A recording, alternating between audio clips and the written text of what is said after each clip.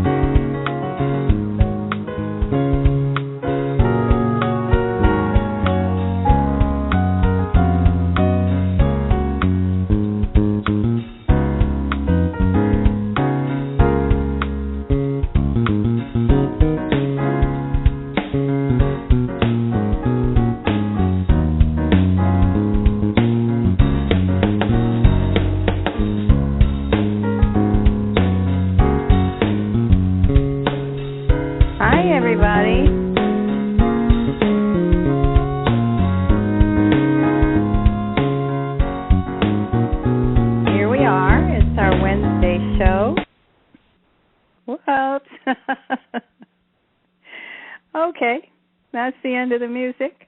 We have a little technical problem here. My dear friend Meg, who's running the panel for us for the very first time as of about 4 minutes ago,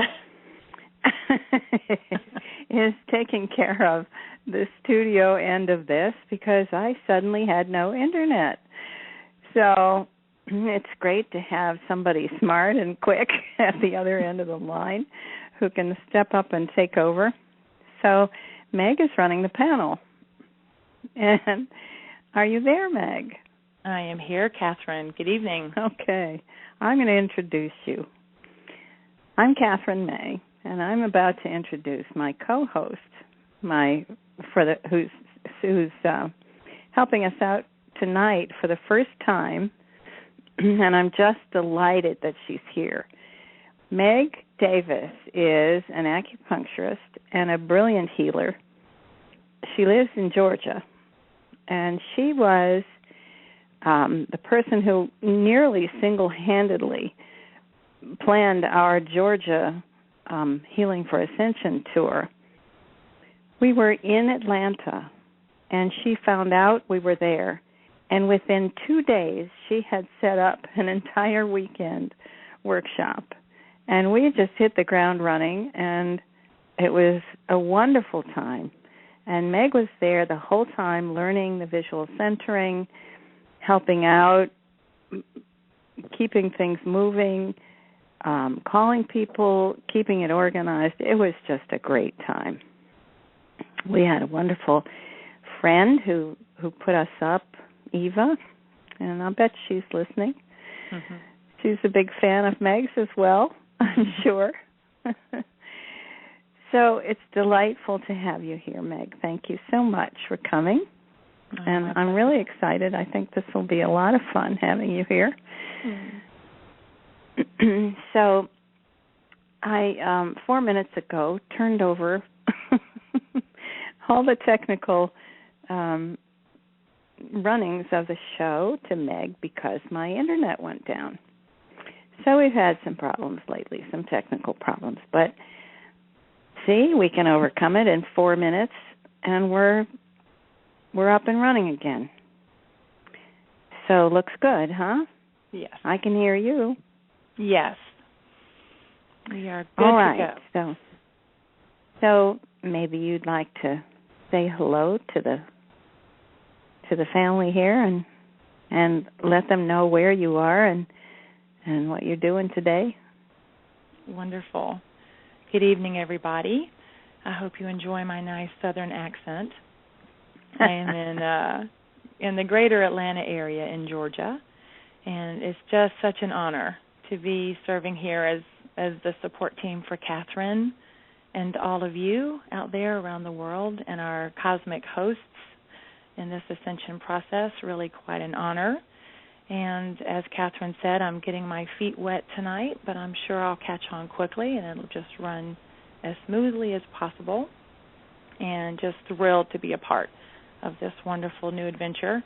I've been listening to Kathryn for about a year, and as Kathryn said, I've been able to take advantage of her wonderful teaching 2 and 3 times with the visual centering and changed my life in real meaningful ways and added to my practice substantially.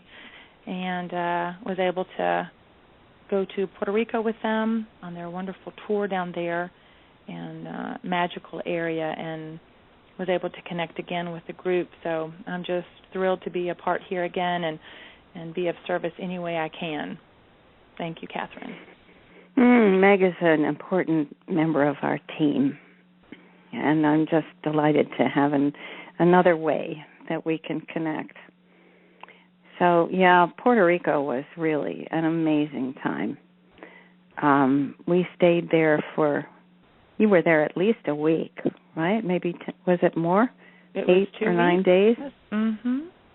We had a great time in Puerto Rico, and people just fell into step. We worked all, it was not exactly a vacation, you couldn't say, because we were working all day long, but it was such a pleasure. And the folks in the house who were all there to be a part of the team and to learn the work and also to help out when we did the workshops. It was just a wonderful fit.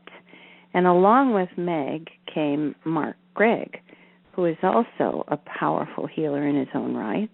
And he will be, hopefully, filling in on one of the radio shows or more. And Mark and I also fell into step and found that the work that we do is very compatible, and so we worked out a sort of team approach that we used in the groups, and it was such a pleasure to have people who are at such an advanced level right there in the groups, helping to run them, doing their own thing, which also fit exactly in with what I was doing. So the whole thing was just a pleasure. So I'm now having the pleasure of continuing our work together, and we're hoping to expand and reach out and do some more traveling and hopefully do some traveling together. So we have big plans.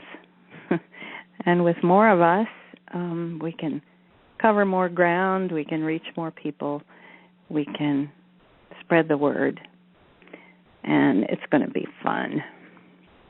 And speaking of touring around, I think you've got a wonderful upcoming trip to Toronto planned. That's right. We should announce that. Yes. Yeah, it's actually next weekend, not this coming weekend, the weekend after, June 20th. That weekend will be, actually it's north of Toronto in a place called King City. And we're going to be at a lovely retreat center. The person helping us with it has a beautiful house and with rooms where you can stay and also meeting rooms that are just lovely. So we will be doing an evening. Why don't I let you describe what we do? Because it's nice to hear someone else's perspective. Mm-hmm. And, so June 20th through the 22nd. And it's 3 days, and it's really quite fun. The first night is sort of a teaser. We gather people around on Friday night for a few hours and do a call very similar to this with Dr. Meg, God and guests. And just like tonight, Kathryn will ask who's coming in, and they all are jockeying for a chance to come in. It's really quite a fun galactic competition to see who gets to come. And it's very personalized for the group that's there as well as for all of us. And that's very very special, and they get to do some questions and answers themselves. And then the next day is usually a visual centering workshop, which is all day, usually 5 or 6 hours, where you get to work in a group, which is so powerful. Not only do you get your own time working, but watching people as they become visually centered, there's nothing like it. It's like a light bulb goes off in them, and you just want to clap and cry for them at the same time as they get this aha moment that beautiful. And so the group work as well as the individual work is just terrific. And then we're all just buzzing from that, and usually have a great dinner together and bask in the visual centering oneness for the rest of the evening. And then the next day we get to usually do some healing group work with Sananda, sometimes Prime Creator, sometimes Mother, Father, God. They all like to come in usually, and we'll have healing sessions. And then we all get to sit and relax while Kathryn does the call with Sananda, and continue the healing with that. Just an amazing weekend, and you just get to see each other go higher and higher, and you form these lifelong friendship bonds, and you're just never the same. I mean, I still see people that were here at our visual centering workshop, a couple of months later, and they are still so completely altered, and just love sharing with me how they continue to see how impactful this was in their lives. So if you are anywhere near Toronto or can find the time, it is a life-changing experience, and you form friendships forever. Just wonderful experience. Wow, thank you, Meg. It's lovely for me to hear how other people experience it. I mean, I certainly feel all those things in the group, but it's lovely to hear someone who's been there describing it, because, we're on the road. We're moving so fast, we often don't get to go back to the places we've been to. So people stay in contact. We hear from them often. We get updates, but it's lovely when you're there and you see them. It's so nice to know how everybody's doing. I really get a kick out of that. Thank you. Yes. So that was a really good description of what a weekend on tour with us is like. I forgot to mention, I'm Kathryn Meg.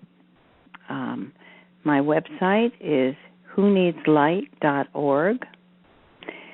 And we're going to have a brand new, sparkling, bright website underway. It's in the works now, but our webmaster, Don Buckley, is at this moment getting ready to go to the Galapagos for 2 weeks to work. And I can't wait to talk to him about what he's going to do there, because who gets to go to the Galapagos Islands for work?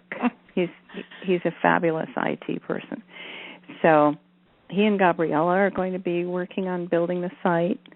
We're going to have some other wonderful people working with us to help with some of the PR and getting the word out. So it's going to be a good time.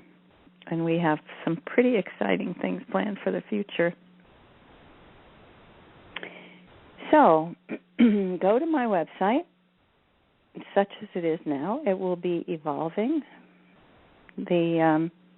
It's called whoneedslight.org, and the basic things are there, but we're going to be updating and renewing, so you'll get the most updated information for the time being on the Facebook page. Okay, so let's see who's going to come through. Now, I want to let people know that we will be answering questions later, but poor Meg has never used the board before, doesn't have any idea of how it works. So watch what happens, gang. Jump in. And it's so nice to work with people who are so smart, because when I called her, 5 minutes before the show, she didn't blink an eye. Of course, I couldn't see her, but I could tell she didn't blink. She just said, "Sure, what do you want me to do?" and jumped right in. So, Meg, you're going to kind of hold the space for me, and I'm going to let people know who is coming through. I talked to Father God earlier. He gave me a beautiful message, and he said he wanted to do a message before the show today. Well, unfortunately, I was a bit busy, so it got broken up into, different sessions. So I didn't get it out until about 6 tonight. But there is a new message from Father God. Very interesting information. It was very interesting, yes. Maybe we should just give a little thumbnail about what the message is about, because I think he will probably continue on that with the assumption that all of you will read it. Mm-hmm. And if you aren't on the email list, you can sign up to get the messages, so you'll get it in your mailbox if you'd like to do that.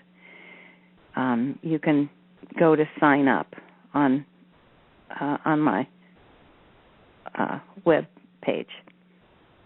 It'll take you to the email program, and you just put in your email address, and then you'll be on the list to get the messages by email. So it'll go into your own email box, so you don't have to go around looking for it if you just want it to show up there for you, which is convenient. So, today's message, you can fill in for me, Meg. Of course, I wasn't there exactly for a lot of it. What a strange thing, but we're used to it now. I get the gist of it, and they put pictures with what they're saying, so I get the really it's a lovely thing because I'm a visual person, so I see the pictures as they're dictating the message. So I don't always remember the words they've said, but I remember the meanings. So there was a lot about how different our ascension path is now than what we were told even a few months ago. And it's not because they don't tell the truth. It's because everything has changed. And we changed it. So all of this work that we've done, raising our vibration, doing the meditations, I think the meditations had a powerful effect.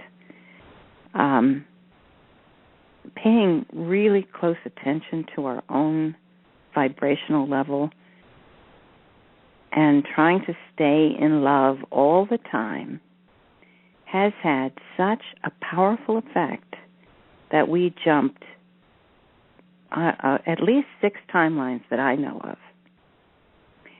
And that means that where we were a year and a half ago is entirely different in terms of the events and the energies that we're going to experience. We have left behind, completely left behind, any possibility that Earth is going to be blown up by nuclear weapons, for instance. That was on the timeline we were on before December 21st, which is why I think our masters gave us such a pep talk and kept us working so hard for all this time, because it's working. Some people say, well, nothing's happened, but it's not true. On the etheric level, we have changed our destiny, completely changed our destiny. And it means now that this ascension process is not going to have to involve rescue. They're not going to have to, beam us up because the planet's about to explode. And from what I can see, it means, well, I think there was one line in there. I'm going to let you take over from here because I want to hear what your take on it is. Do you want to add something, Meg? It was such a rich letter. Mark and I were reading it right before we started the call, and it was so rich. I'm like, I'm going to have to go back to this and read this again. It was a game-changing message. And what was the most beautiful part that I really was my takeaway was we are in charge of our ascension path completely now. With with being removed from any worry about rescue or intervention, with Mother Earth ascending already, she has become Starship Terra, and he used that name. And she has become our healing vessel. And almost like our own personal planetary light chamber, because he said, what will happen is you will notice the aging process slows, and then it will stop, and then we will start reversing the aging, all with our groundedness and our feet on Starship Terra. And we no longer are these drastic changes needed with, pulling people up and putting them in light chambers, and not that the light chambers won't take place, but not like what they thought. And that was beautiful. And the whole, we are in charge of our ascension timing and path.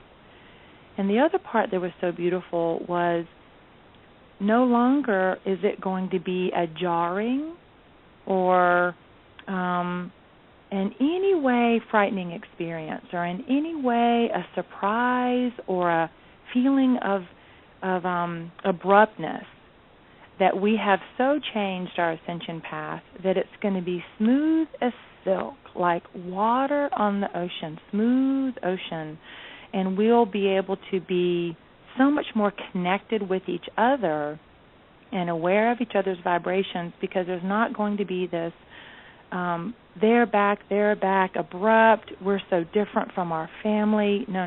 It's going to be so seamless that we'll be able to stay much more connected with each other's vibrations. And that was beautiful.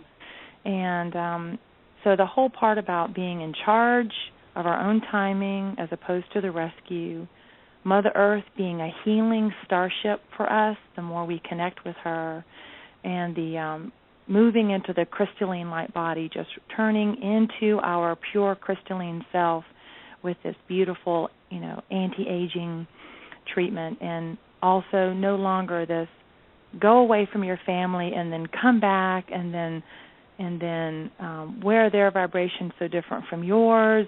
None of that. It sounded like that all went away. Is that the feeling you got, Kathryn? Yes. And it all went away within the last month. And it's because of the work that all the light workers have done. It's fascinating to me. When we went to Montreal, there were a number of people there.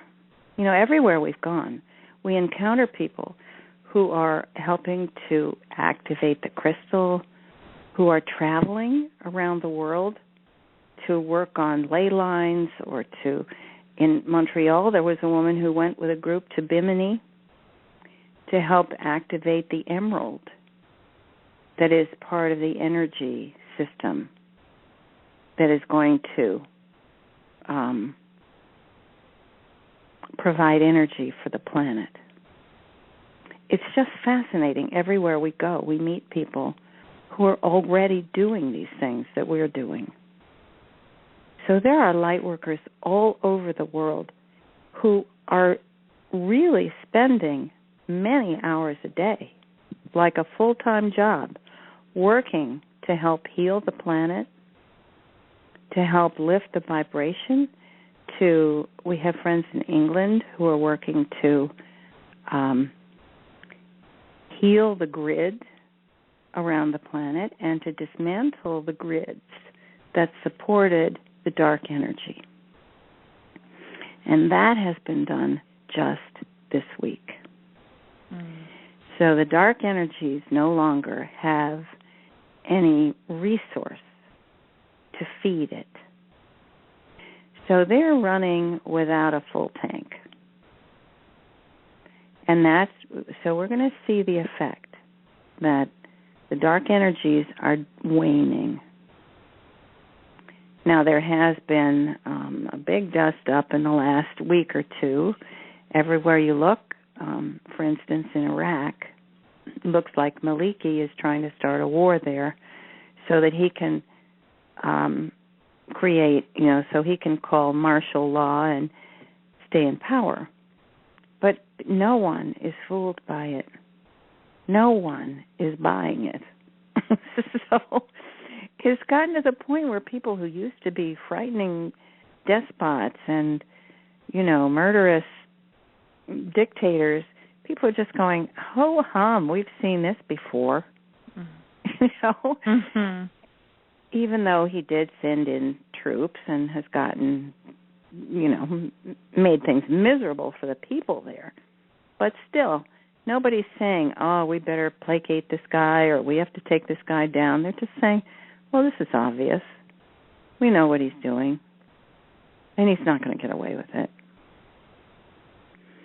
So, meanwhile, he sent all of his family out of the country because he knows he's not going to get away with it. So all around the globe, these people who used to have a lot of power and a lot of influence are making these last-ditch tries to keep their power, and it just is not working. And they're going to run out of steam soon because there's no support for it anymore.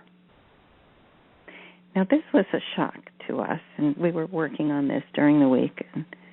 And, the people who do this are just quietly behind the scenes doing their good work. They don't tell the world what they're doing. They don't advertise. They don't have a website. They're just doing the work and connecting with the council, getting their instructions, and just carrying them out. And these people are doing wonderful work.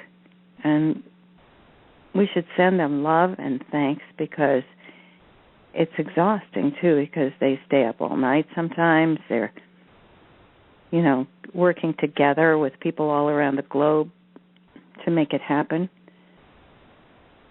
So this is what we discovered amongst us this week, that this grid had been put in place eons ago because it was permitted, because the dark ones were permitted here.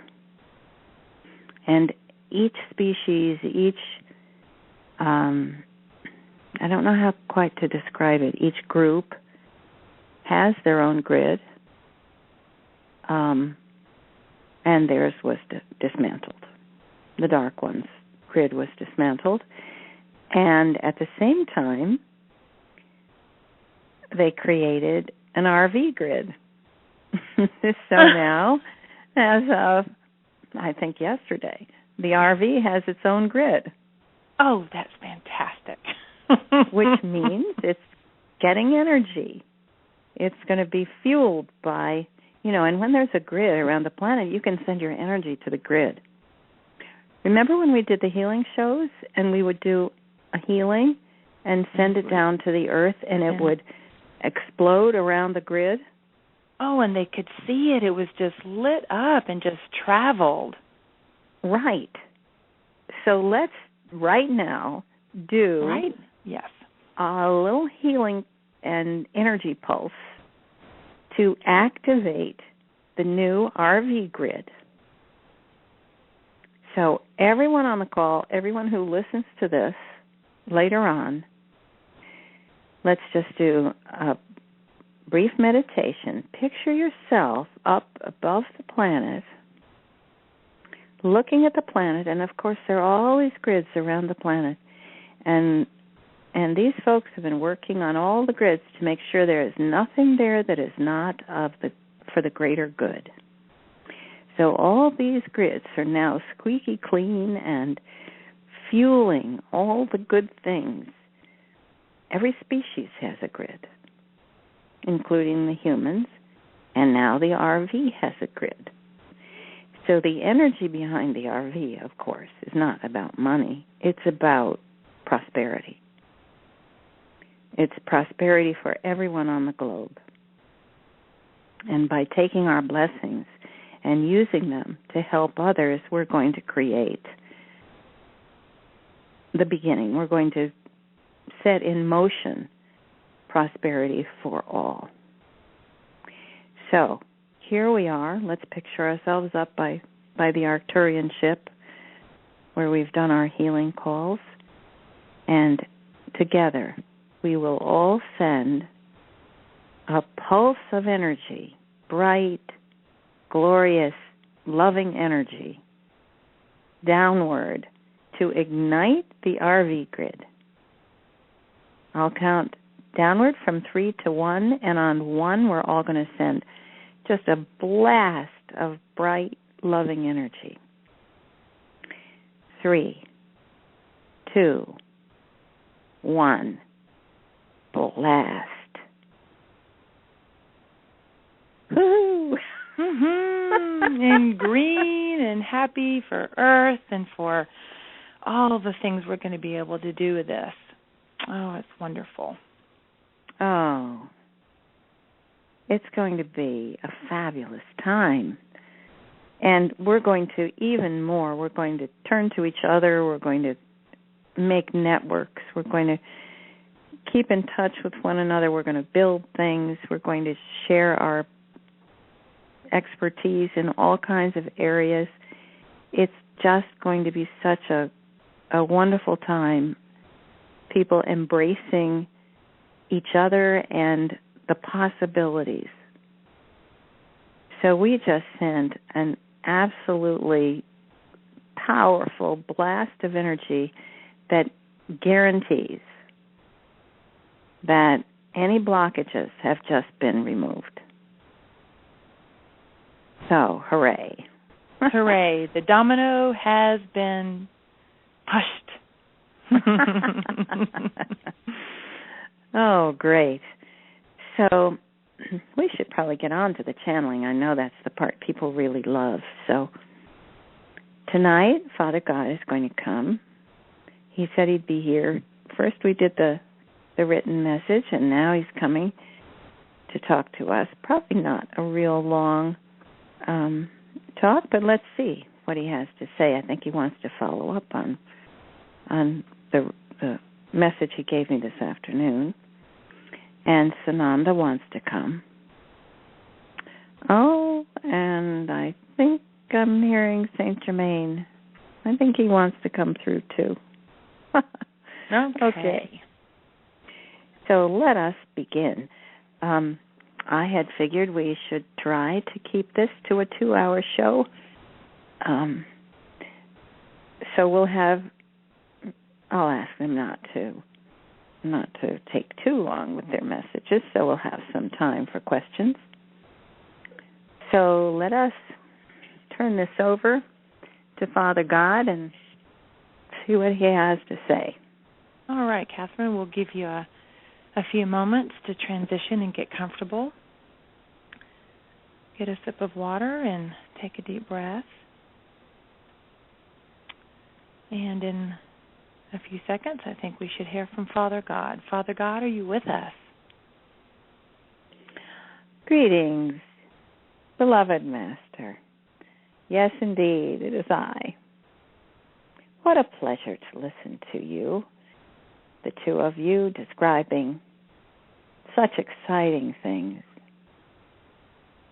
Your descriptions are beautiful. Your energy is divine. And it's a pleasure for me to come to talk with you. I am the one that you've called Father God. I'm the one who pinched Kathryn's toe and gave her all those messages for the last few years. And yes, I am still very much involved with this ascension process. I'm also the one that my friends in higher dimensions refer to as Ra, because I've had many lifetimes, and one of them was in the Egyptian culture where I was recognized as Ra. My beloved was called Isis, but all of us, you know, who are millions and millions of years old, have been known by many different names as we have come to Earth and other planets and other galaxies to do our work, I have been known as I began the teachings with Kathryn, I called myself Yahweh. It's a nice old name, rather formal, but an ancient name in the Jewish tradition for God. It seemed suitable and a good start. And very soon, I also took on the identity of Zora, and Kathryn has channeled me in that format as well. We have now retired Zora, and I will talk to you as myself, Ra, or you can still call me Father God if you wish. But there's no need anymore for,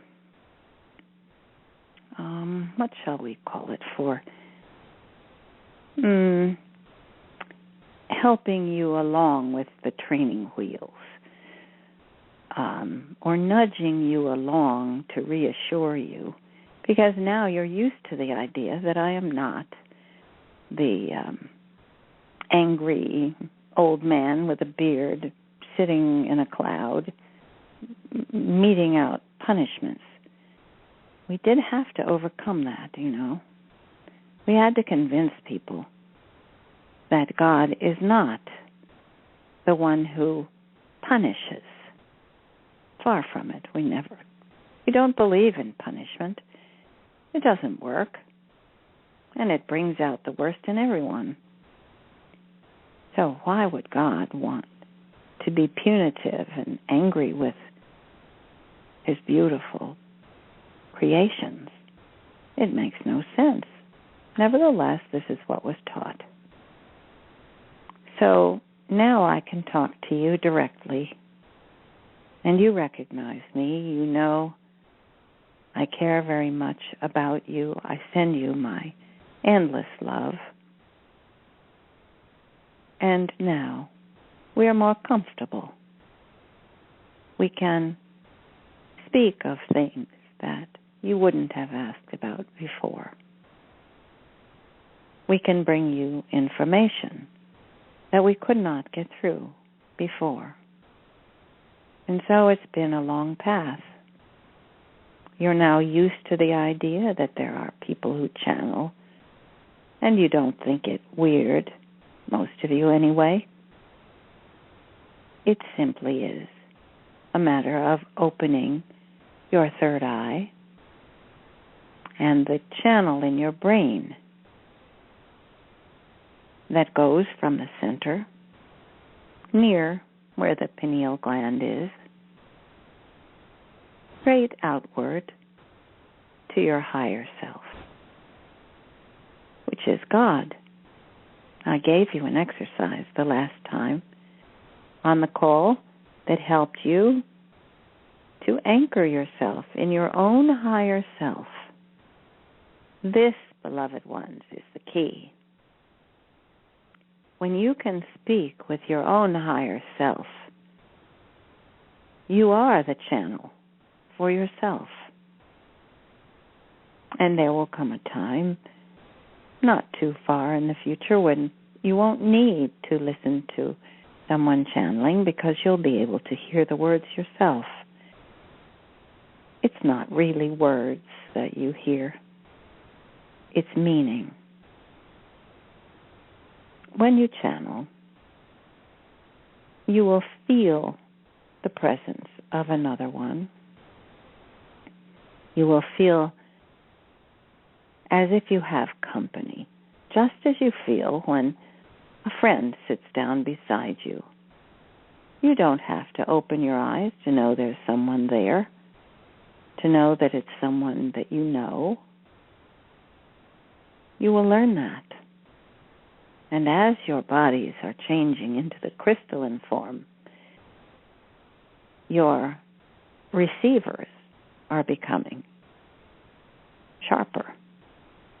You're going to be able to, like a great dish, you're going to be able to receive information from the universe, from your higher self, of course. It's important to acknowledge and get to know your higher self, because this is the part of you that has been watching over you all your life. The part of you who knows who you are, who knows where you've been, how you've felt about things, the people you've encountered. Not only is this your guide, it's also your memory. Your higher self remembers things that you may have long forgotten, and also things from your former lives that inform what you're doing now. Your higher self is the one who oversees all this. So it's a very worthwhile experience, connection, to be connected all the time to your higher self, who is, of course, your I am presence. Your higher self is constantly and completely connected with us in the higher realms, with Mother God and I, with all the masters you've heard from and many you haven't yet. Your higher self is there with us, connected, learning, experiencing what we see, what we know. It is a very different view from the one you have here on the ground. And it can be very helpful for you, very enlightening for you, to be able to speak, connect with the feeling of your higher self. At first you may not hear words per se, you may just get feelings, a sense of knowing. You know, when you feel something that you call intuition, it's really your higher self. And so, I have given you the message today in writing about the glorious path of ascension that you have risen to, created. Yes, you have created this. You envisioned it before you came here. In the councils, we talked long about what the possibilities would be, how far you thought you could take it, how much you thought you could accomplish here. And this timeline that you have now accomplished was our fondest hope. It has been delayed a bit, this completion of many things, but you see now, we did not rush to release the RV, to bring in the healing ships and so forth, because as day by day you raised your vibration, you increased the light, it became less and less necessary for us to intervene in a dramatic and sudden way, as our dear Meg has described so eloquently. Now, there was a part of the picture she painted that was very lovely, but possibly a bit more advanced from where you are now, and that would be the calm seas. You still may experience some weather, as you call it. There may be a few rough spots as Mother Earth is cleansing herself and as the injuries that have been done to her are healed. There may still be some upheavals, but it will not be the pole-flipping, tsunami-creating hurricanes and volcanoes erupting all over the planet, which was, at one time, the most likely possibility. Yes, it was.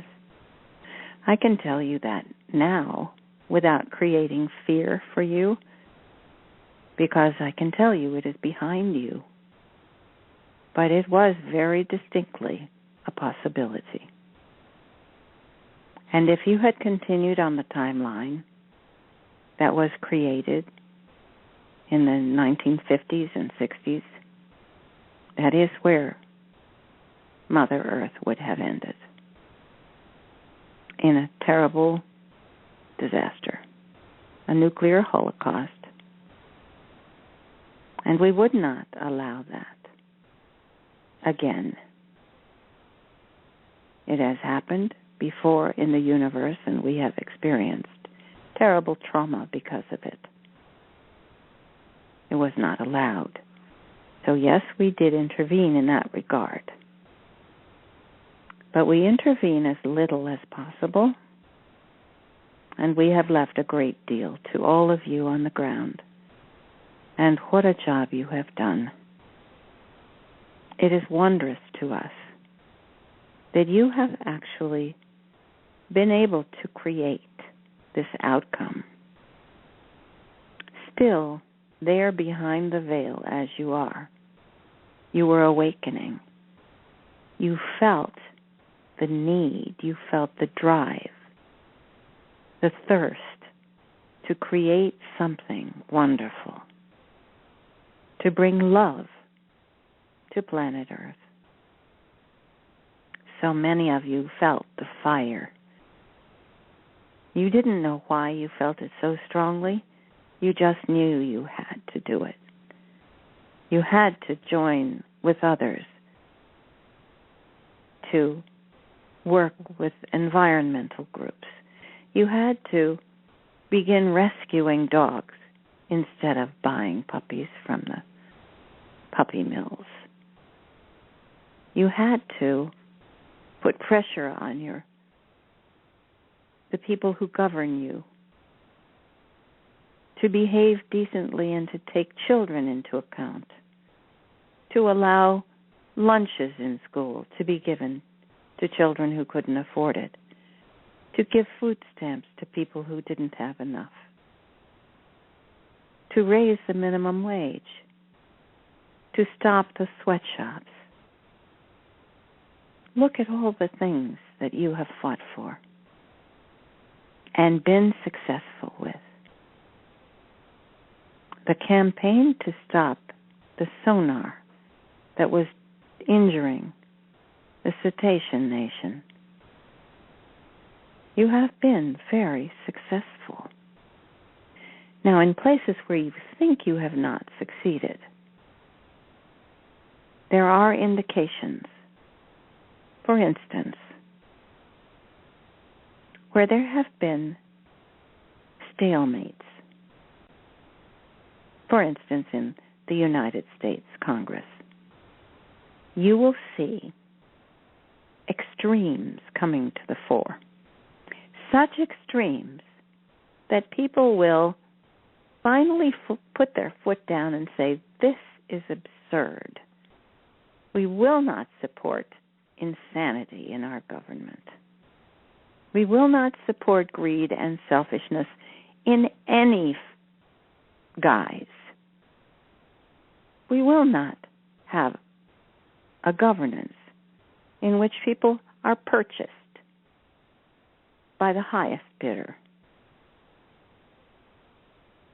It has reached an absurd degree, and that is part of the story, isn't it?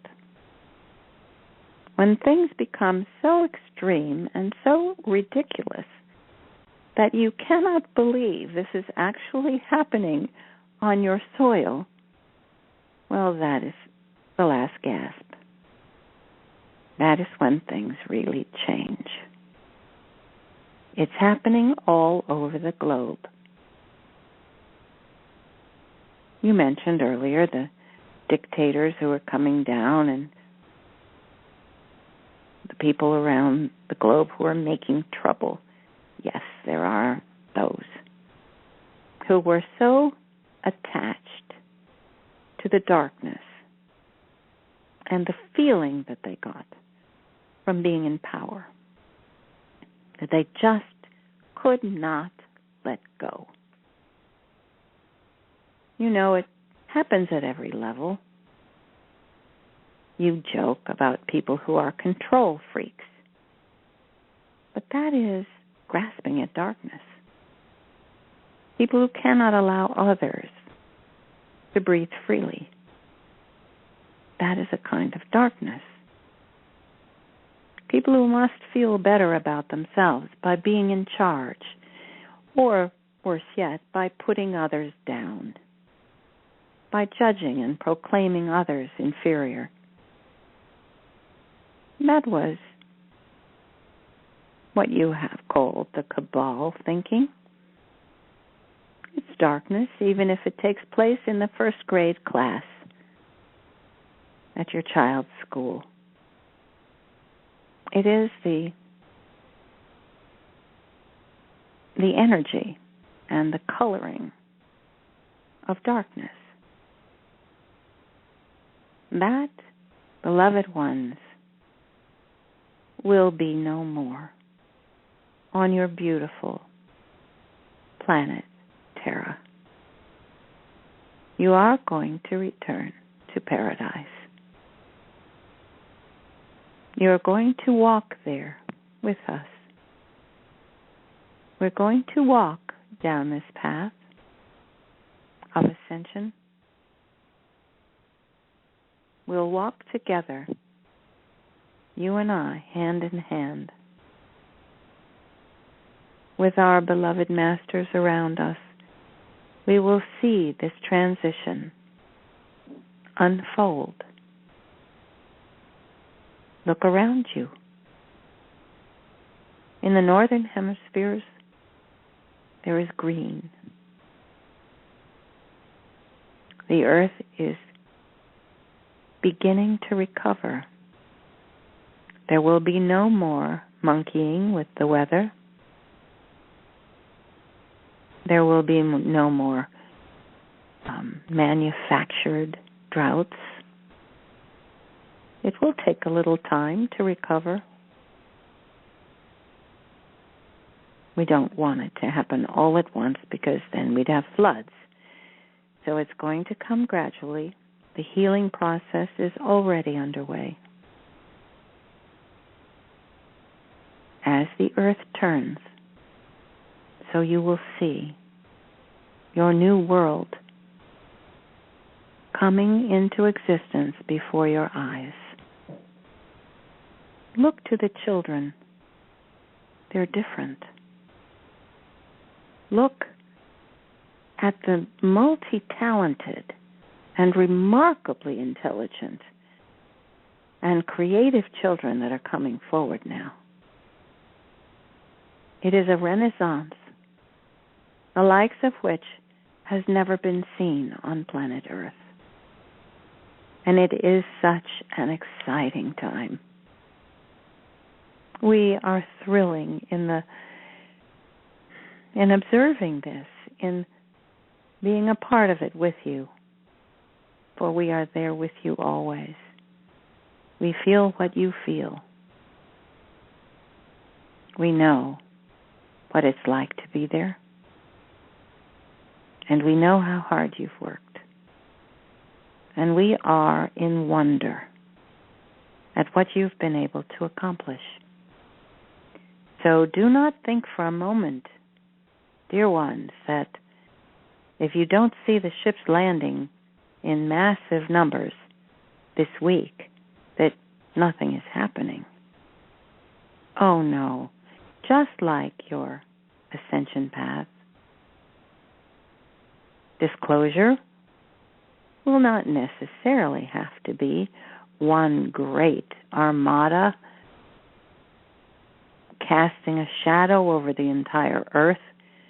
No, we will not do that. It will come little by little. It is coming little by little, and you will see the first interventions have been to make it very obvious that what we wish to do is to prevent war. And so our first interventions have been over battlefields. And so when people start to say, oh, I saw a ship, I know there was a ship on the internet, I saw these pictures, the videos, it was a ship over a war zone. And yes, indeed, the battle seems to have come to an end. This is how we want to be known. Your galactic brothers and sisters are coming to build a reputation for those who wish to stop wars, who wish to help you to stop wars. This will counteract the fear and the crazy beliefs that were fed to everyone that aliens, what a ridiculous name to call your brothers and sisters, that aliens are going to come and monkey with your DNA and take your organs. Nonsense. But we must counteract that. And there were abductions. You know that. There were. And there were ships that came and mutilated cattle and left a bloodbath to frighten everybody. Those were not our ships. Those were from your own cabal, your own militaries, funded by the same families who have stolen all the money. There's no one country or no one person who was in charge of it. It was an orchestrated project. And it has reached across many planets, many solar systems. But there is no need for you to fear. You are being protected. All reptilians, as you know, have been removed from your planet. The darkest of the dark ones are gone. In their place, in some cases, you will see clones. And the clones, you know, run out of steam after a while. So you don't need to be worried about being taken over anymore. You're being protected. And there is nowhere to go but up from here. So I am delighted to bring you this good news and to help you understand this ascension process that is your creation. We will be here to help you understand it. I want to reiterate to all of you, there is nothing to fear. In fact, there is much to celebrate, much to feel great pride and pleasure about your hard work, your new friends, all that is happening now. We are delighted. Be with us in this great celebration. Lift your eyes, you will see what we see. Lift your eyes to connect with your higher self and ask your higher self to show you the view from higher dimensions. You will be delighted. Now I'm going to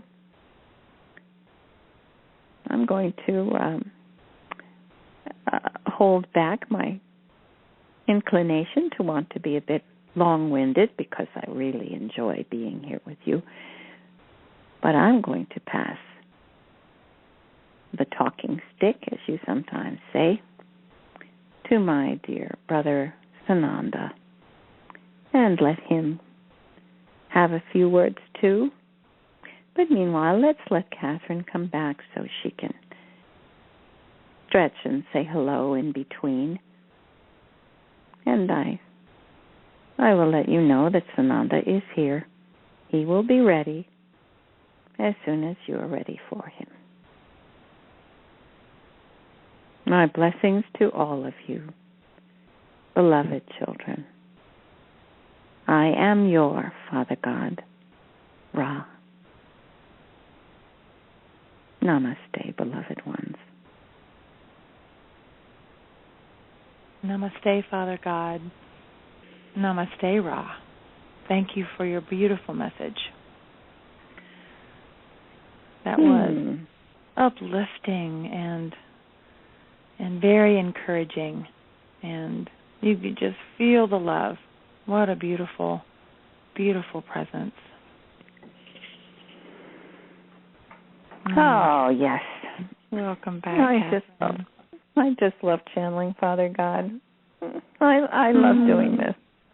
I like all of them, but I just love channeling because I get to feel their energy. And it's such a pleasure. Are you there, Meg? Yes. Oh, okay. Yes. I heard something on the line. I thought maybe we had trouble again. Seems like Gabriella said we're back online. At least we have our internet back. Oh, good. But while you're there, we'll let you carry on. Yes. Well, I just loved his voice when he said, "And the timeline that you have reached was our fondest wish." That was beautiful. And such congratulations to all of our work accomplished behind the veil. Oh, that was so lovely. Just following the intuition without knowing so much of the plan, just feeling pulled by our hearts. What lovely words to hear. Very reassuring. Yes. It is wondrous, isn't it, when you think about it? How have we been able to do this? It's just following your heart, just blindly sometimes. We just kept going. And look where we are now. It's amazing. And we get to channel ourselves. I thought that was wonderful. We're channeling ourselves. Who says we can't channel? We all can channel. Right. Yeah. Oh, yeah, it feels so good to bring these wonderful, wonderful beings through to help us, to encourage us, to love us. They are so loving and so patient and kind. And he said Sananda was biting at the heels right behind him. So you just let me know whenever you're ready, and we'll welcome Sananda. Okay. I have my little pup here now in my lap. He's just come. Little Che is here to take part in this. He likes to be here when I channel. He loves the energies, too. Yes. All right, so let's call on Sananda. Very good. I know he's waiting right here. So I'll just take a moment and move over and give him space. Very he'll come. Wonderful. All right, we'll just give a quick bridge for Kathryn to take a deep breath, and we know Sananda is not far away. And we would love for you to join us, beloved Sananda. Welcome. Greetings, beloved ones. Yes, it is I, Sananda. What a pleasure. I loved listening to Father God's message as well. He has such, well, you know, we can't use the word pride here because we don't feel what is usually called pride exactly. You're used to that word being connected to something that has to do with ego. But there is a feeling of heart-swelling gladness and joy when we see what you have accomplished. It is truly wondrous, as you were saying. Dear Meg, your words about accomplishing all this behind the veil. It is so true. It is a wondrous thing. Look how far you have come, how much you've done to help each other, how much you've done to support and encourage one another. It's a magnificent thing. And we have a kitty playing music in the background. She's ringing the chimes. That was a good place to put the chimes as we speak of what a wondrous thing it is that you have accomplished. You know, we haven't mentioned yet the animals and what part they play in this ascension of planet Earth. You have talked a bit about the cetacean nation. You know that the whales, the dolphins, maintained the balance, the energy of love through all those years of darkness. They too have suffered. They've suffered a great deal at the hands of whalers, hunters, those who saw these great, magnificent creatures only as a source of profit.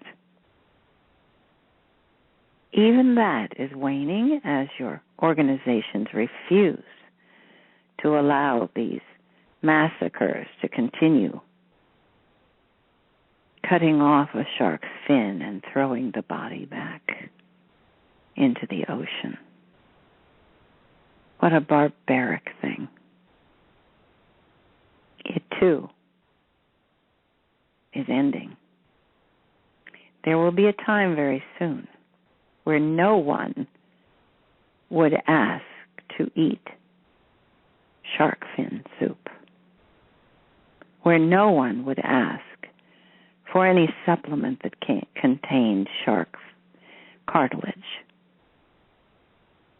There is no need for any human now to be eating their brothers and sisters. There is no need. And the sooner we change that habit, and the sooner that people understand, your bodies can be richly nourished by the vegetables and fruits and grains that are so plentiful on your planet.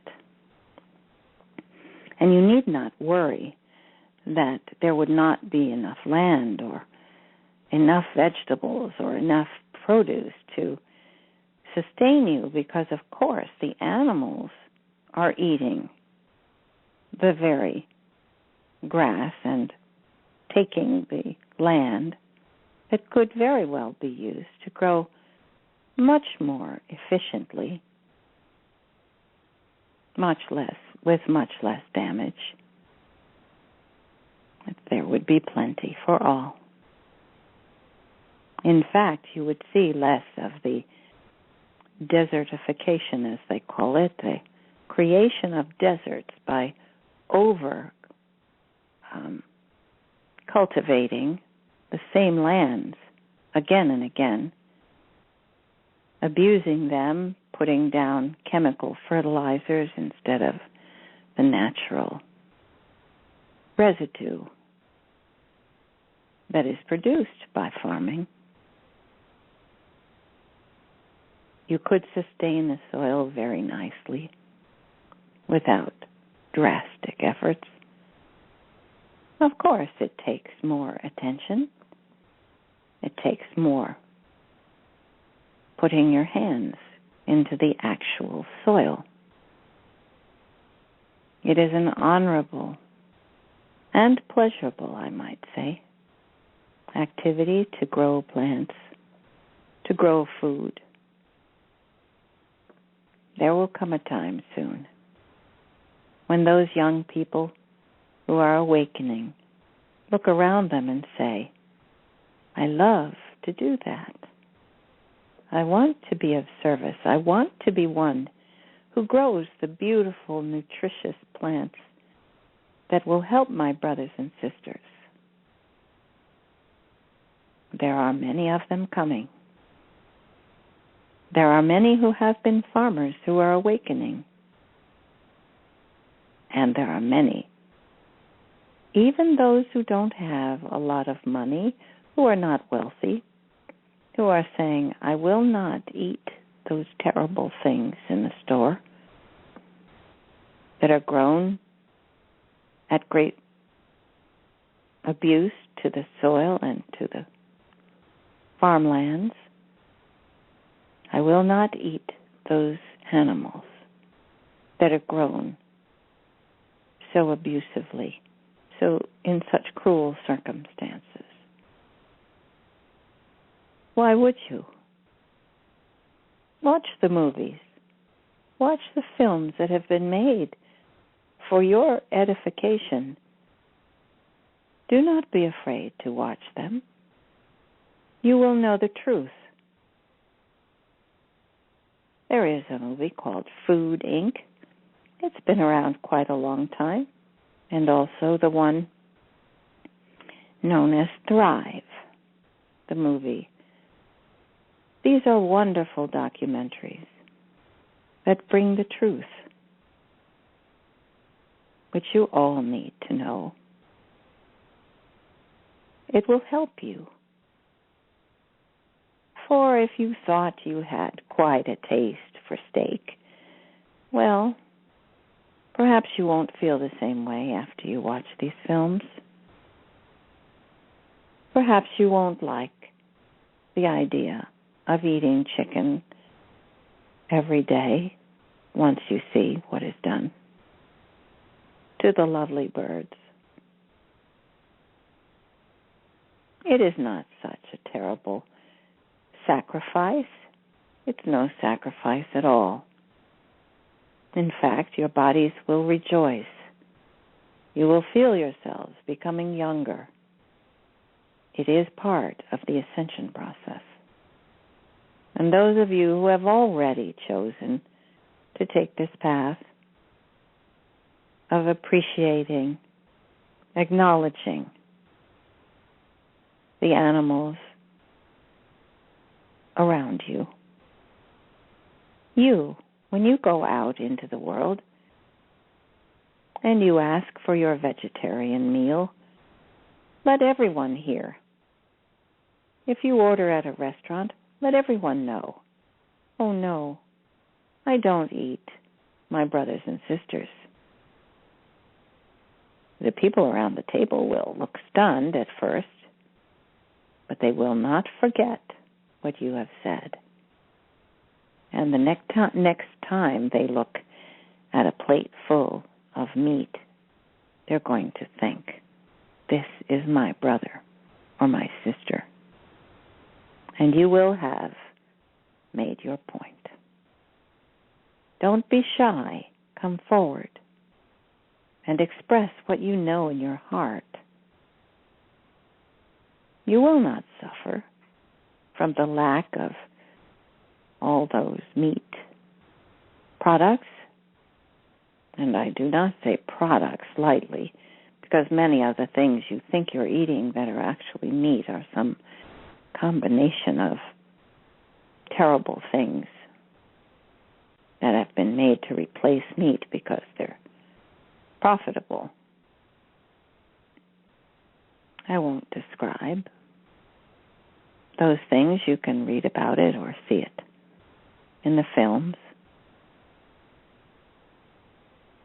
Now, I have taken this tack in the last few conversations that we've had. I am trying to push you.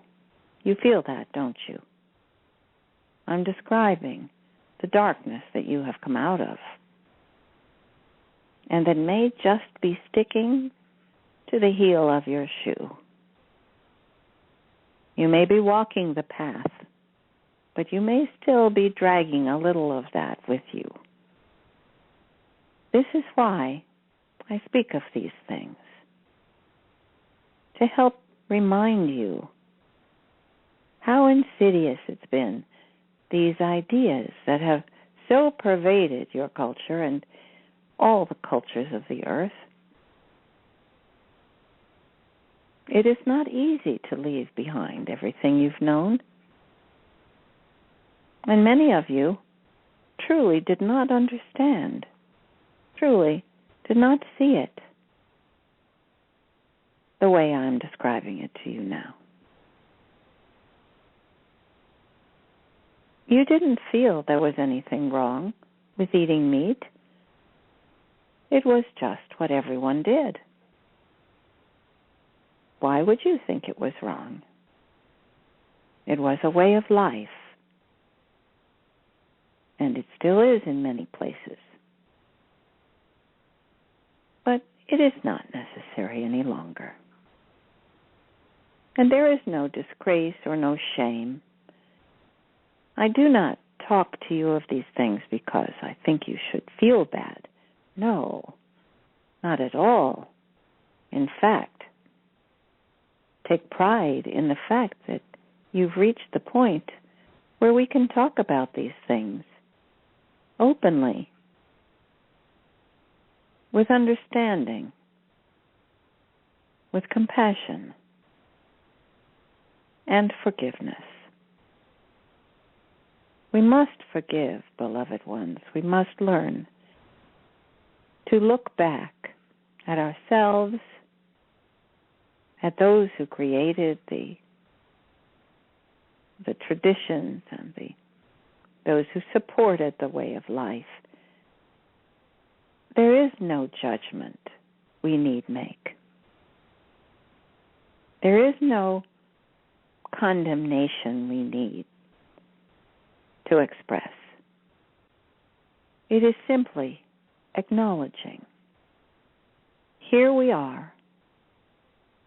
We've come through a very dark time, and here are all the permutations and expressions of that darkness laid out before us. So many more than we knew. The clothing you've worn, the food you eat, the air you breathe, filled with smoke and pollutants, completely unnecessary. Completely. Now, there are many who will get up in arms if you say it's completely unnecessary to use fossil fuels. And they say, oh no, our economy would crash, everyone would freeze to death, we couldn't get anywhere. It's not true. The technologies are here. They are available. It is now up to all of you to create them. Yes, truly. Take hold. Be the ones who bring these technologies to your town, to your neighbors. Be the one who finds the people who can build these brand new technologies. Compare, study, share. You have seen that there are plans for many different kinds of free energy, motors, gadgets, and so forth.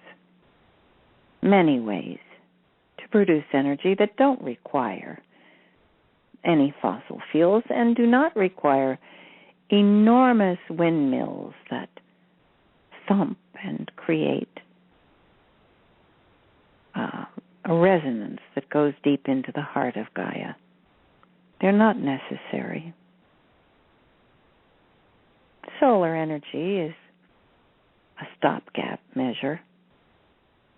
But of course it creates tremendous pollution, building all those acres and acres of panels. It's not necessary. Accept amongst yourselves that there are better ways to do it, and you simply need to find it. You simply need to produce it. Find the people who know how to build it and help them. And you will be changing your world. Again. Further, you will be lifting the energy of the planet just as you have been doing for the last many years. You're all creators. You're all imaginative, resourceful, and energetic. Have you noticed it becoming more and more energetic, more and more resourceful, more ready to reach out and say, all right, I can do this. I'll take part in this. It's worth it. You are changing, all of you. And it is a wonderful thing to behold. So be aware. Don't be afraid to look at where you've been. Don't be afraid to assess what is important to you, what is not so important, what is dear to your heart, what is just an old way that was handed down and is no longer necessary. Be astute, be aware, but most of all, be in your heart. And you will know in a moment if something makes you uncomfortable. Look at it. Assess it. Walk around it. Look at it. And be honest with yourselves. Do I really need to cling to those old things? Do I really need to align myself with something that is from the past? And you will see it becomes easier and easier. We don't only want to feel good, although feeling good is very nice, isn't it? But this is not our goal, and that is not what Ascension is. Ascension is wisdom, is depth, perspective, seeing the truth, and seeing deeply into the truth, not just the easy truth. Oh yes, I'm an environmentalist. I recycle glass. Well, no, that doesn't make you an environmentalist. It means that you're aware of recycling glass, yes, but does it mean you're really in tune your heart to the heart of your planet? That's what it means to be an environmentalist. Do you speak with your trees? Do you make friends with the insects that come your way? Do you love animals other than just the one on your lap? And do you speak for them? There are many ways that you can move this process ahead, beloved ones. I've just named about 100. And you will have 1,000 more. As you come into your own, as you reach deeply into your hearts And as you connect to your higher selves, as Father God has said, you will find yourself tapping into strength you didn't know you had. Finding yourself putting your foot down. I will not permit the things that I used to permit. I will not indulge in the things that I used to do. There's no need to, because for us, there is a brighter way, a more beautiful path. It is the path of pure love, friendship, compassion, forgiveness, and joy. I love you with all my heart, beloved ones. Continue your glorious path, raising yourselves inch by inch, degree by degree. You march toward the higher dimensions, and we cheer you on with our hearts filled with love, our arms open wide. We send you our love and our blessings. Namaste, beloved ones. I am your Sananda. Namaste, Sananda. Thank you so much for your message. Yes. Welcome, Kathryn. My arm falls asleep. Oh, my. Yeah. I saw. It feels like that we've just been asked to take AP calculus. It feels like that the bar has been raised, and Sananda said, he's applying pressure. Do we feel pressure? And that polishing the diamond and applying pressure from cold to a diamond and giving us different edges to look at. And, I just loved when he said, don't be afraid to look. Don't be afraid to look at the choices that you have in front of you, and be uncomfortable and look at it and dance around with it and play with it and see what kind of honest connections we can make with the choices that we've made in the past, and maybe choose again with a different perspective. It's like we're giving new perspectives. I've found every day is filled with new decisions and new possibilities. Every day, as you hone your outlook, as you really think about the impact we have, it's one thing to say, oh yes, I'm a spiritual being and I am ascending, but what does that really mean? How do you have to act if you're someone who is ascending? I think that's what they're saying to us, isn't it, over and over again? How do you act as someone who's ascending? Yes, and why I find Mark's work so powerful, and watching both you and Mark work together was what he's brought into our world is this extra level of mindfulness of the choices we make.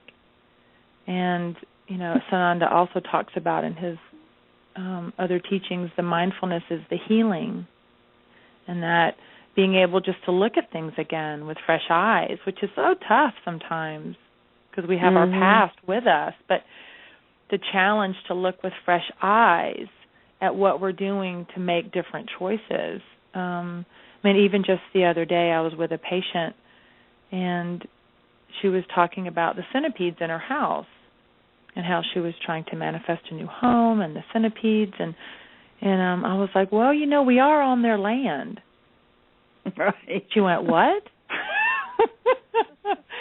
It was just a new perspective. It just was like she scratched her head, I think literally, and I think they're just offering us a new way to look at it, and how do you change putting them outside as opposed to squashing them? And isn't that a different choice? And that's nice to have a different outlook, to reflect differently on the way things have always been. Right. I found the one of the dilemmas for me lately is mosquitoes. I don't have any problem taking the stink bugs outdoors and the pantry moths, shooing them out the doors. So I had to really kind of wrestle with this dilemma about mosquitoes, and I decided that if it bites me, I'll smack it. If it doesn't, I let it go. Swish it away, try to get it away, try to use repellent. But if it bites me, I have to respond. But not unless. So I think that's probably the interim position that we'll take until eventually there won't be any insects biting us. And there won't be any animals eating each other. So I guess we're in this transition time where we really have to think about what we do and what the impact is. So I'm feeling, I have this lovely property in 16 acres, and about 6 of it is arable. I could plant food on a lot of it, and I have in the past, and it's hard because I've been traveling. So I can't have my big vegetable garden that I've had so many years.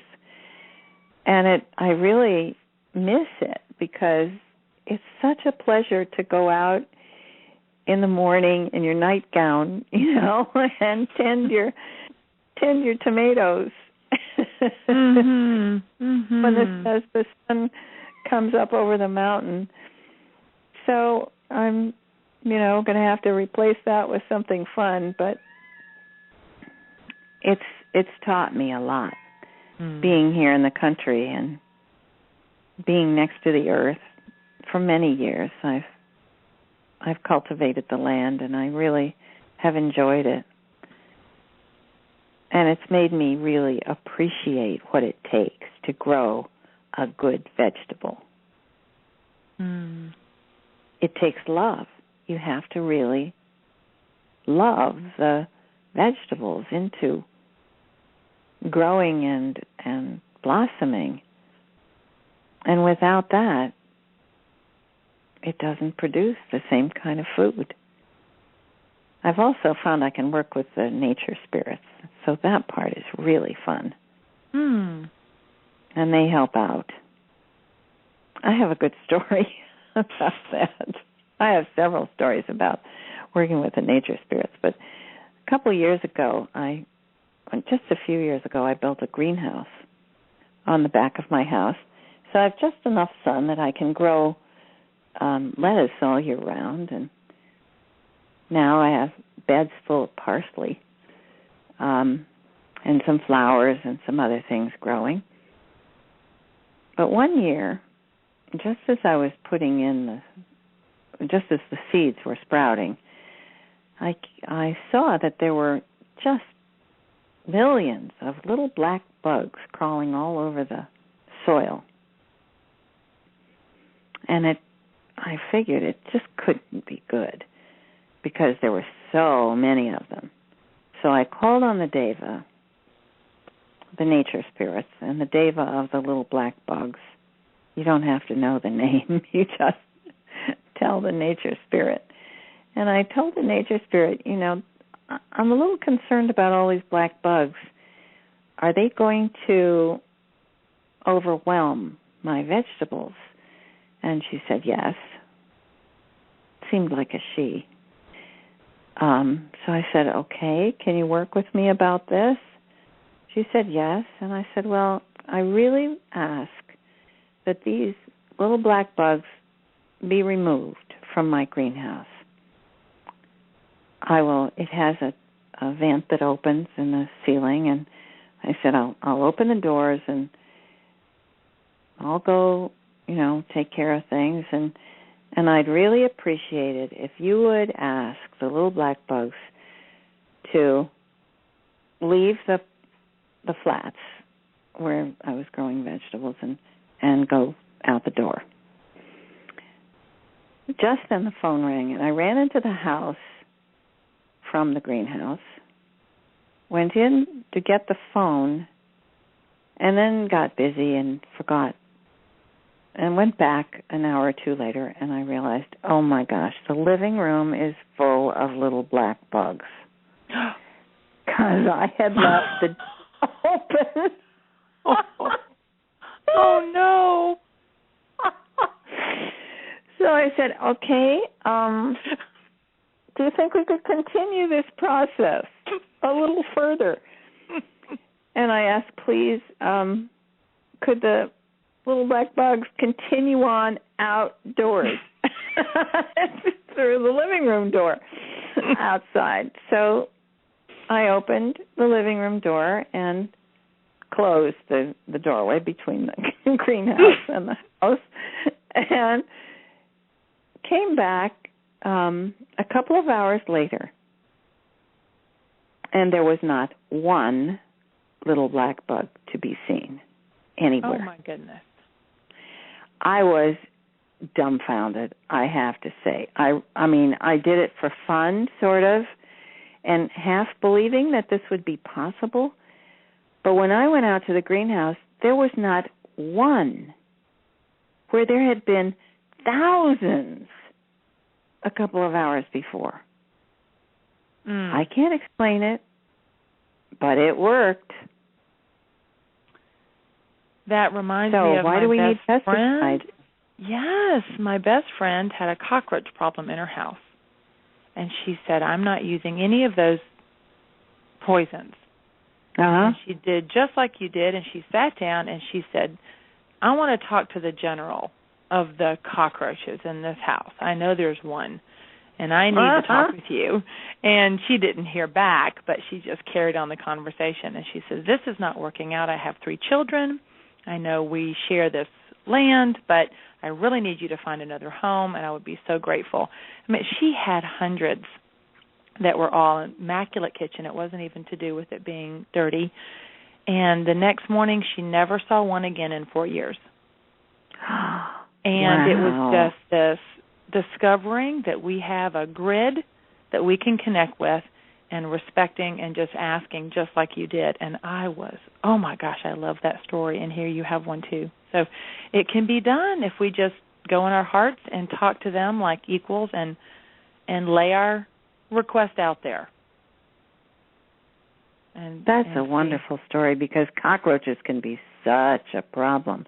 Of course, these black bugs probably would have defeated my plants, but wow, that's even more dramatic. But just I love knowing it. It can be done makes my whole perspective change. I have a whole new outlook on how to interact, and it's nice to hear that. Well, we have a challenge for everyone out there to bring us their stories, to act on this knowledge.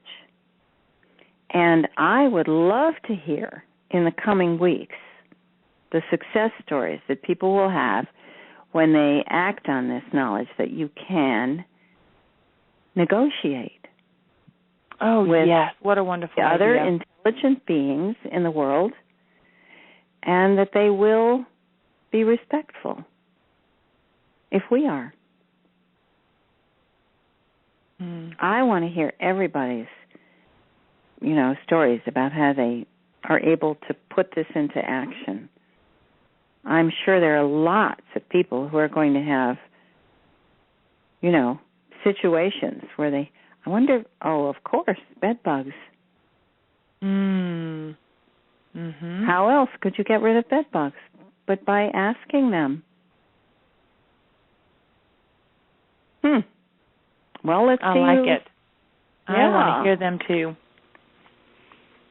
Yeah, so this is great. I think we have a challenge for everybody. to see how they handle this and their success stories. Now That would that's be a great. partnership. Yes. Oh, I think we can start a new movement here. Talk about grid work. I like it. Yeah. Love your bugs. All right. Okay. So I know St. Germain wanted to come through. We don't have too much time. So we'll ask him to just come briefly and then maybe answer some questions. That sounds great. It's all right if we run over a few minutes in order to take a few questions. Yes. So let's figure we'll go till about 10 after the hour. That gives us about 20 minutes. How are we doing? Do we have a whole lot of people on the panel to ask questions? Let's see. You see the we have only 4 hands up right now. Okay. So let's see what St. Germain wants to say, and then we'll go right to the questions. Very good. All right. So we'll give you a minute to resettle and pet Che and take a deep breath and sip of water. I know St. Germain is not far. And we welcome you, beloved St. Germain. Hello, dear Meg. We meet again. Oh, yes. I have loved this conversation. You range far and wide and such important topics. You're bringing it all together. It's a very interesting conversation. I'm happy to be part of it. Now, I told you on our last call that your RV was just a breath away. Well, of course, some of you may be turning blue if you took my advice, but it is just a breath away, I guarantee you. You heard tonight about some of the work that's being done. And you, with your energies, sending that blast to the grid, what a brilliant idea. You have had tremendous influence there. You know, when you do that, first of all, by creating the grid, and secondly, by energizing it, as you just did, it's as if you just turned on a light in a dark room. And once you do that, it can never be the same.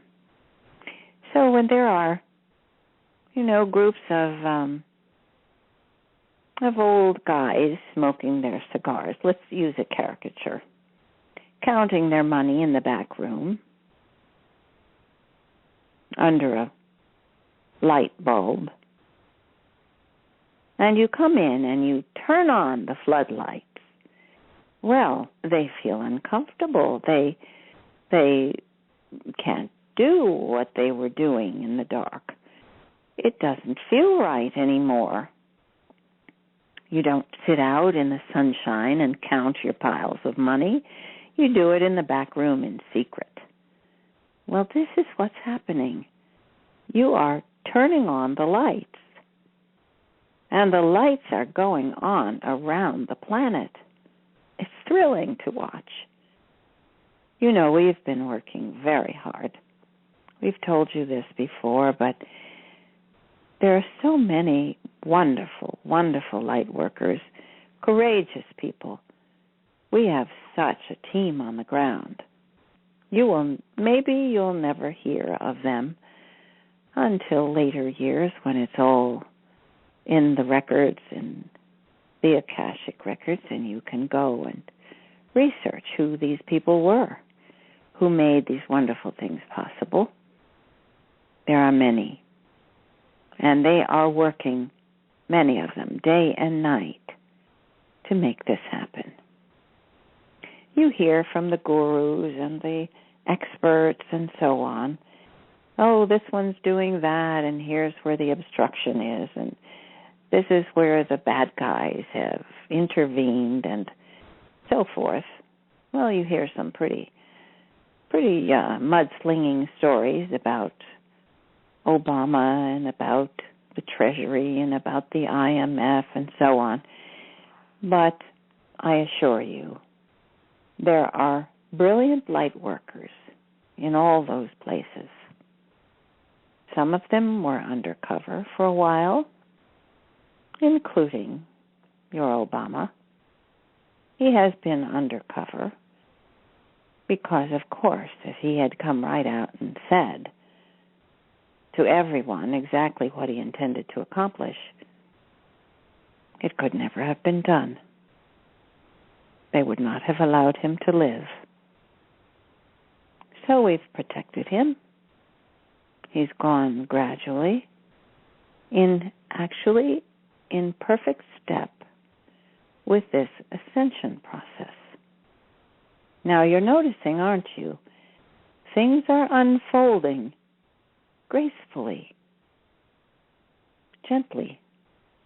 In some places it seems as if it's taking forever, but that's not really why it's moving slowly. It's moving slowly the way the tide moves. It's taking with it all the institutions, all the structures. Everything is evolving like a great wheel turning. Every spoke is in place. Every element is being expressed.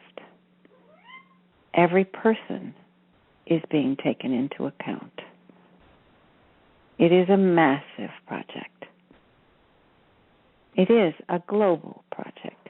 It is not just about allowing the people in the U.S. to have their blessings, although that is an important part. But it is important that it play out in just the right timing, just the right graceful process.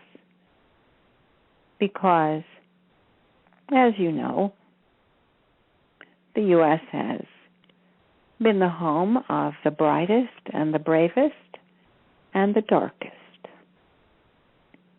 It has been the place where freedom was brought to the light, and it is the place where it is most frequently stolen because it's there to steal. And so it has been dark and light, a harlequin nation. And now you are coming out of this. The dark fades away, as darkness does, and the light is coming to the fore. There will be no more stealing of your precious freedoms, your priceless freedoms. For freedom is priceless. And you are learning that there is no way that money can create freedom. Now that seems absurd for me to say because I am the one who's decided, not alone of course, but to be on the forefront of taking this forward. The idea that if we flood the planet with wealth, we can defeat the darkness. Well, of course we can. But it's an interim step. It is not the end. It is not the goal that everyone have lots of money. Oh, no. I've never really liked money myself. I do like precious jewels. They're very beautiful. I like beauty. I like the fine things in life, of course. But they do not require money. They require cooperation, friendship, networks of people providing for each other in the most beautiful way possible. There will be enough to go around. There will be enough for everyone to have beauty in their lives. For that is what makes life worth living. Having enough to eat, of course, that's important. A roof over your heads. But without beauty, without music, without art, without laughter, life is not worth living, is it? And so you have all known this in your hearts. You have all tried to create laughter and beauty around you in your own ways. And you are succeeding day by day, creating a more and more beautiful earth. And we, together, will walk this path of ascension into the paradise that you have been promised. It is a beautiful day. It is a new day.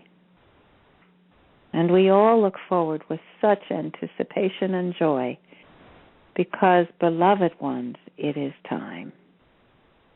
We are there, and it is happening. You can feel the anticipation and the happiness and joy already around the globe. You know it's coming. You can feel it in the wind. You can taste it. Yes, indeed. It will all be yours. But even better, it will be ours together. And we are turning a corner together. And when we do, life will never be the same again. We will never have to struggle with the sadness and the despair and the deprivation that so many have experienced. We will never have to fear our neighbor. Everyone is learning together, step by step. Continue, keep your vibrations high. Do not allow anything to get in the way of your dream. That dream of being surrounded by those you love, by celebrating together, by seeing your bodies evolve and change as if by magic, because the energies are rising around you and all you need to do is absorb it. Take it into your being and let your heart rejoice. And you will hear, in the back of your mind, you'll hear the familiar sound of angels singing. You've heard it before. Connect with your higher self, and you will hear the sound in the wind. You will hear the trees, the plants making their beautiful music. It is all there for us to enjoy. And I wish you all a happy new year. Namaste, all. I am your Saint Germain. Namaste, Saint Germain. Thank you for your message. Hey, Kathryn. He's laughing. He's always laughing. Okay. So I heard him say Happy New Year. A brand new day, yes. Happy New Year. That's great. All right, let's see if we can answer a few questions. All right. So we've got Before two we have here. to close. Mm-hmm. Okay, good. All right. So we're going to see how Meg does on this. Are we ready? All right. So you know how we're going to turn on the little red microphone. Yes. And when your line's open, we'll just say your name and where you're from and your question. All right, here we go. I'm going to open up area code 620, ending in 4304. Terrific. Look at that. There we go. Your line's open. Come on. The only thing I wanted to mention was I could not get your program on Blog Talk. I tried 3 or 4 different times, and it comes up nothing on. So I just wanted to let you know in case you were expecting it to be on, and it wasn't. So I called in. Oh, dear. Oh, I'm sorry you had that trouble. No, I mean, it didn't bother me that I had to call in, but I just wondered if it was going to be recorded so that it could be heard again. Oh, I hope so. This happened last week. Oh, well, we've got it dear. on here, so I've got it on my computer now, so I do see it. Well, I actually, copied the site that you said to go on. I didn't type it in, I copied it or cut and pasted it, on where I should, and I did it 3 different times, and finally well, sometimes they get that number wrong. If you go, for future, this is for everybody, if you type in blogtalkradio.com/channel panel, that takes you to my site. Okay. And there you'll see all the shows listed. Okay. So you scroll down. And, the one for today will be at the top usually, but there are other shows. You can scroll down and see the other shows listed. Okay. So this is true for everybody. If the link doesn't work, just go to blogtalkradio.com/channel panel, and you'll be able to find the show. Okay. Sounds good. All right. Thank you. Hey, you didn't tell us your name, though. Oh, Lois from Kansas. Hi, Lois. Okay. Thanks for your comment. Okay. Thank you. Enjoy. All right. Bye-bye. Bye-bye. All right. Well, we have to make that clear to everybody because sometimes those links don't work. I don't know why, but once in a while they have the wrong number. Or you might be looking at a link to some past show. So, okay, let's see who's next. All right, so I'm going to open up area code 518, ending in 5630, and tell us your name and where you're calling from. My name is Zeri, and I'm calling from Yorktown, Virginia, and namaste to all. Hi. Would you say your first name again? Zaries, Zaries. Zaries. That's interesting. Mm-hmm. Oh, greetings. Greetings. What's your question? Greetings. Well, I don't really have a question. I'm calling about your book that I ordered back in March and haven't received it, and I had sent you an email, and I know you've been busy. I understand that, but I really would like to have the book. Oh, I'm sorry. Please send me another email. My book shipper, lovely Leslie, has just had hip surgery, and so she had to turn it over to me a month or so ago, and so if there was any question in between, I'm sorry, it may have dropped through the cracks. I do apologize. That's fine. I accept your apologies. I just would really like to have the book, that's all. Oh, yes. So just send me an email with your address. Okay. And your name. I will get a book out to you immediately. Okay. Well, thank you so much, and thank you for the program. And I thank us all for being as magnificent as we are. Yes. Oh, thank you. All right. All right. Thank you. You have my email address, right? Yes. Okay. I do. I'll be looking for it. Okay. Thank All you. Right. Bye-bye. Thank you, Zaries. So I am looking for someone to help us out with the book shipping, but unfortunately it has to be somebody nearby. And we had such a good thing going with Leslie. She's so competent and so good at this, and I'm not. So I'm trying to keep up with the book orders, but we do need help. So if anybody lives nearby and they know, here in upstate New York, we'd love to have some help. So who's next? All right. So now we're going to go to area code 717, ending in 7254. What's your name and where you're calling from? Good evening, Kathryn. Good evening, Meg. My name is Corinne, and I'm in Pennsylvania. And Hi, Corinne. I wanted to know, with the shift in the timelines and all the changes that have come with it, will there be a time when the veil of forgetfulness will be completely removed and lifted? Yes. Yes, there definitely will. I don't think I even need to call anybody in to answer this because I don't think they can tell us exactly when that will be.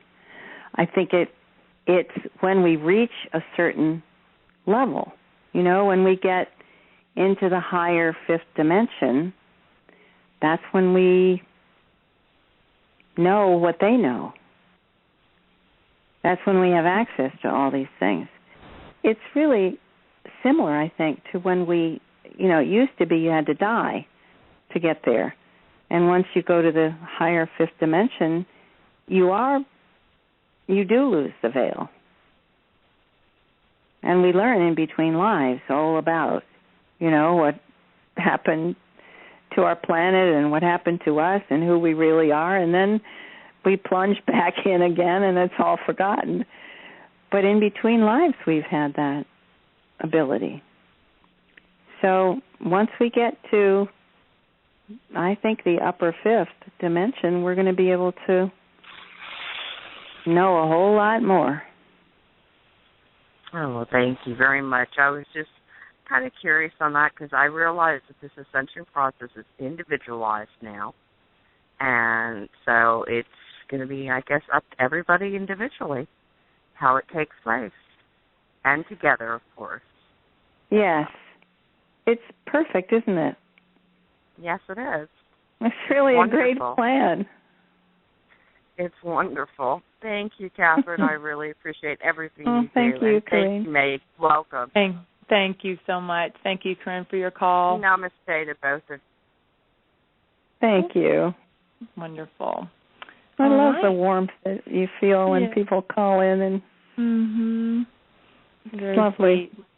All right, we're going to go to area code 803, ending in 5415. Yes, this is Ken Lappers. I'm living in Maryland right now. Hi. Welcome, Ken. Thank you. I've recently been diagnosed with multiple myeloma, bone cancer disease. I'm dealing with a lot of pain right now, and I'm just trying to figure out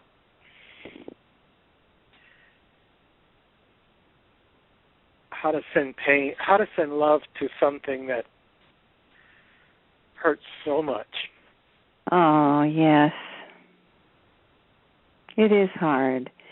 It's easy to say when you're not sick what you should do, what people should do, but I really understand what you're saying. It's very hard to keep your vibration up and to send love to something you can't stand. It would be your natural, impulse. I've had years of working metaphysics and groups and teachers and all and I can visualize it. But when it comes down to it being so personal, right? It just seems it takes. It's in a form where sitting, even laying down, sometimes it's hard to get out of the pain, and because it's in the hip area that the pain is on the left leg, and I just I was just... I'm getting, okay, come to the healing session on Sunday. Because what you're suffering from is so common and so difficult, I want to offer a special session so that we can approach it and help you to try and find a way to lift your vibration to the point where you completely disintegrate the cancer cells. Because that's the most efficient way to do it. Now, there are other methods, too. There are other alternative procedures and techniques that are very good to help with the cancer, to help to eliminate it. That, of course, the standard medical system doesn't want us to know, and maybe Meg will have some suggestions about that. If the large tumor that they see it in the hip area, that's what's pushing against the nerve and the muscle. I told him, I said, it feels like I'm sitting on a ball bearing or a marble all day long, and then it causes the pain to shoot down my leg. And he says, well, that's it, because it's the size of a lemon, and it's applying pressure in that area. Right. And so I've been in limbo for the last 2 months going through tests, and, it's just like, well, the test is going to be in 2 weeks. And then they weren't able to get all the way to the hip bone for it, so then they said, we'll reschedule it for the CT. And then it was like another 2 weeks. And it's just added up, and I've been floating in limbo. And this Tuesday I will be leaving to be with family down in Louisiana. And at this point, starting treatments down there. But I'm open for miracles. I'm just good. I'm working on visualizing, sending love to it, and it's and having. I'm a Reiki master, a Karuna Reiki master, arcing light practitioner, and I do Reiki symbols and a little work on it, but it's so much easier to work on somebody else than to work on yourself. Yeah, of course. Well, we're going to work on you. So you need some help, and some help from people who really understand and can help you approach this in the most effective way. So it's time now. We're going to end our show, but come on Sunday. And in the meantime, do the meditation. I command the experience of perfect health. And the experience of perfect health. And keep envisioning your body and see the tumor shrinking and melting away. Okay. You're going to send from the marrow of your bones, you're going to send the antibodies that recognize the difference between cancer and themselves. And the antibodies are going to go and surround the cancer cells and melt them away. And as you take that stance with yourself, I demand the experience of perfect health. You're going to send the cells to go to that tumor and surround it and begin to shrink it and melt it away. And I guarantee you can do this. I've seen it happen. Thank you. I've worked with people who literally eliminated a tumor. And this is my first experience with your. I'm on my phone, and a friend in Florida suggested it, And is that at 2 p.m. on Sunday? Oh, yes, Well, we have, in the archives, there are many healing shows that are going to be very helpful. And the more you can listen to, the better, because you're going to learn these techniques and you're going to get support, which is so important right now.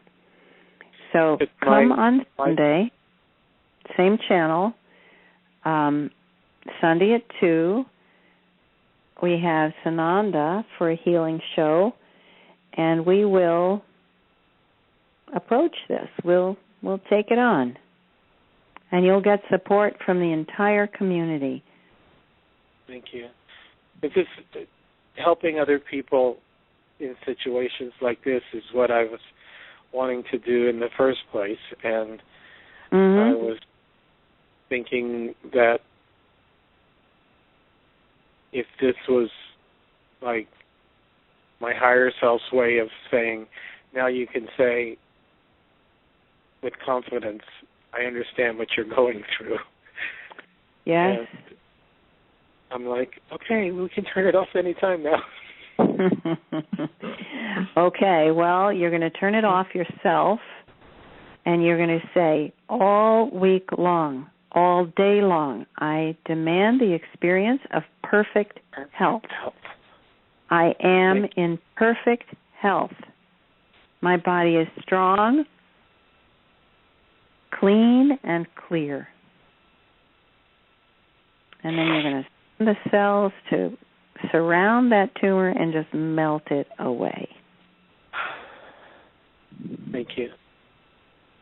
Okay. See you on Sunday, Kenneth. Keep doing this, and you can literally shrink that tumor in a matter of a day. Well, I'm starting tonight. Okay. All right. Thank you. Wonderful. Thank you, Kenneth, and we'll talk to you on Sunday. All right. Okay. Bye-bye. Bye. All right. Meg? Well, Kathryn, yes, I just want to point out the time to you and see where you're at with that. It's time for us to close down right now. Okay. We will do the question and answer again, perhaps, on Sunday for a little bit to get some feedback, because I bet you there are going to be people there who have some experiences to describe about their successes with, their working with the animals or the bugs or healing. Yes. So it's really important that people be able to, maybe we'll take the questions in the beginning of the show, and then we'll let Sananda do the healing session. And it's nice to end it, with the healing vibes. It's always such a high vibration call. So we'll do a few questions in the beginning and have people bring us their stories and maybe some questions, as Kenneth did, about what they need to heal. And we'll take it on. Yes. And everybody, in the meantime, do the RV grid work with your animals. Right. Yes. That would be wonderful. RV grid work, yes. Yes. Okay, so Sunday will be, I'll have Tom from the Freedom Club back on to be the co-host. He's already talked quite a lot about his work, and so he'll be there to facilitate. But that'll be Sananda's call. So it's been lovely, Meg. What a pleasure. What a pleasure thank having you. on This this has been a call. joy, and for all of you around the world, what a wonderful community. It's an honor to be with you. Thank you, Kathryn. Oh, and thank you, and I am inviting you to come back because this was really great fun. So we'll plan that, okay? Very good. Well, wonderful. Good night, everyone out there, and good night, Kathryn. Okay. So, Meg Davis, thanks for coming. Kathryn, thank you so much. Good night, everybody.